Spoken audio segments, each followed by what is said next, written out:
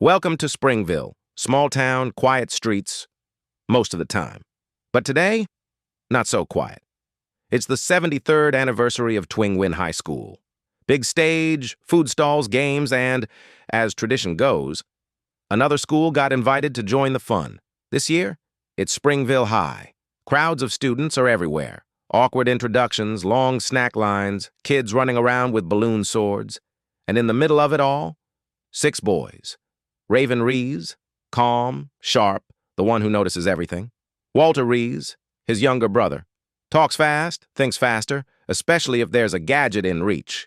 Logan Lex, street fighter, class clown, already looking for trouble. Jackson Lee, the builder. Give him a hammer, he's happy. Rafiq Obaid, the researcher. His backpack's heavier than his lunch. And Skyle Bose, the actor. He can lie with a straight face and you'll thank him for it. 6 boys, 2 schools, 1 festival. Logan stretched like he was warming up for a boxing match. All right, today, boys, I have an important mission. Walter rolled his eyes. Here we go. Logan pointed across the field. Target acquired. Cotton candy stand. Blue only. Before it sells out. Jackson laughed. That's your mission? Logan smirked. Best mission of the day. 2 minutes later, he was already chewing through a mountain of sugar.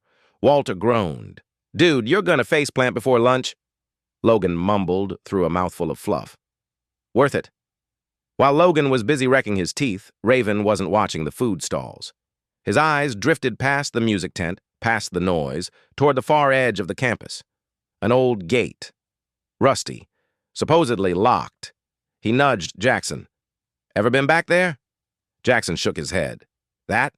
Nah, teachers say it's closed off. Raven tilted his head. Looks alive to me. That was enough. 10 minutes later, the 6 boys were making their way over, Skyle casually announcing to any teacher nearby, bathroom break. The gate squeaked, but it wasn't locked. It swung open like it had been waiting. On the other side, the neighborhood streets of Springville. Walter peered through. So, technically this counts as a field trip, right? Rafiq was already on his phone, mapping the streets. Educational purposes. We're covered. They slipped out, heading down a narrow lane. The festival sounds faded, replaced by quiet roads and the hum of the town. And then, a white van. Parked, engine silent. Raven froze. Hold up. Around the corner, 2 groups of men stood in the alley. One held a heavy black case. The other had a duffel bag stuffed thick with cash. Logan ducked. Okay, definitely not lemonade salesman. The bags switched hands. But then, a small object slipped from the case. It clattered on the pavement. A silver key card. The man snatched it up fast, too fast, stuffing it into his pocket before climbing back into the van. Rafiq whispered, That wasn't normal. The van drove off. The other 3 men headed deeper into the neighborhood. Raven's voice dropped. We follow. Quietly.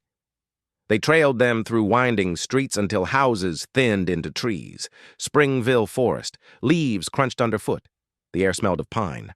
And up ahead, the men pushed through a clearing. A building. Old brick, patched with steel. Heavy doors. 2 guards stood out front, scanning the trees. One of the men pointed to the building, muttered something, and tapped his pocket, where the key card was. Jackson exhaled. Yeah, that's not a clubhouse. Walter whispered, Visitors tomorrow. Agreed? Raven studied the guards, then nodded.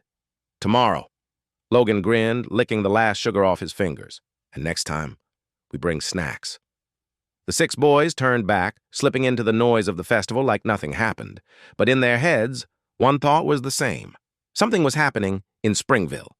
And whatever it was, they weren't walking away.